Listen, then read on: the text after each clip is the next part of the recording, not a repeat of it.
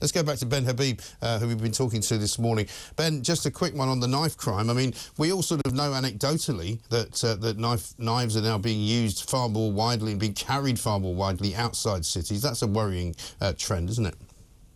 It is. I mean, you know, you continually get this impression that the country is spiralling out of control. Yeah. Crime is up, not just knife crime, but all forms of crime is up.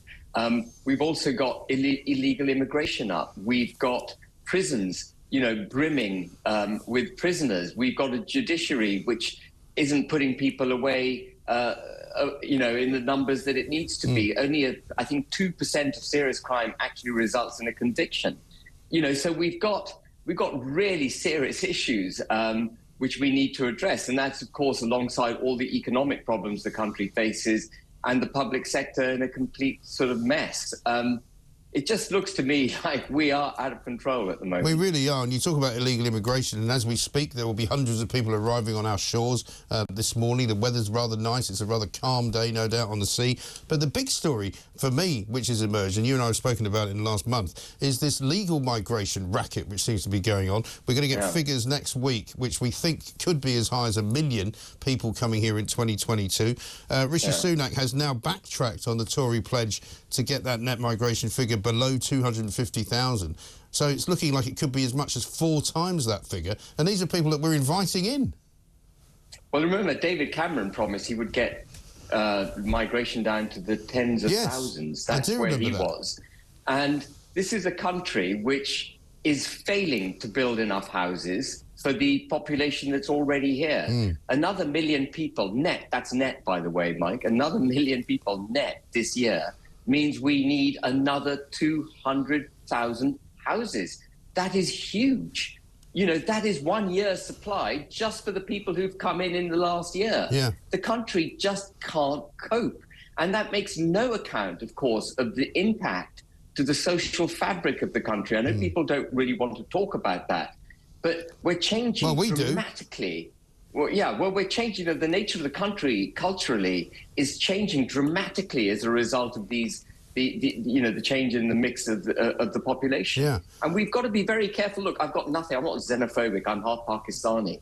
I champion all the qualities of different cultures, all the good different qualities. But what we tend to practice in this country is a form of multiculturalism where people retire into their silos and don't integrate, don't come forward in an open manner, absorbing the best of British and allowing what is the best of them to be absorbed by the United Kingdom.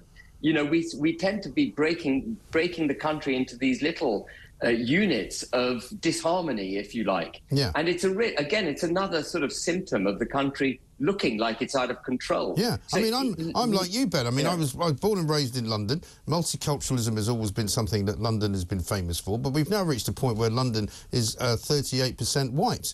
And the country is 85% white. So there's something slightly wrong with the balance of that. And I'm not saying that for some reason this is something we can do anything about, because obviously people tend to, if they do emigrate to another country, they tend to work in the cities. That's where the work tends to be. But the cities of this country are more, shall we say, mixed culturally than the rest of the country is.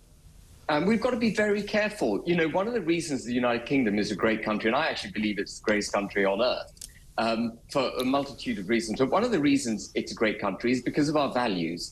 And if our values get denuded and diluted and ignored and set aside because other values have been imported, which haven't integrated with our values, but which have actually just replaced them, we've got to be very, very careful, because that will be the beginning of the end of this wonderful country that we are. Ultimately, that's what it's about. You know, we're not building enough houses. Maybe one day we'll get a grip of that. Debt's out of control. Maybe one day we'll get a grip of that. Taxation out of control. Maybe one day we'll get a grip of it. But once our values have gone, once we cease to hold the very values that created this great country in the first place, we are lost. Yeah. And we've got to be very, very careful. Yeah, I could not agree more. Ben, well said. Thank you very much indeed. Ben Habib, former MEP there, talking about the wokeocracy. I'm liking this word a lot. The more I say it, the more I like it. Wokeocracy could ruin what we have built in this country. People don't want it. People don't want a wokeocracy. Look what happened to Radio 4.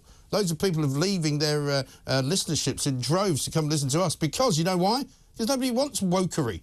Nobody's interested. It's boring. It's awful. It's dreadful. And it's not British, quite frankly. This is TalkTV.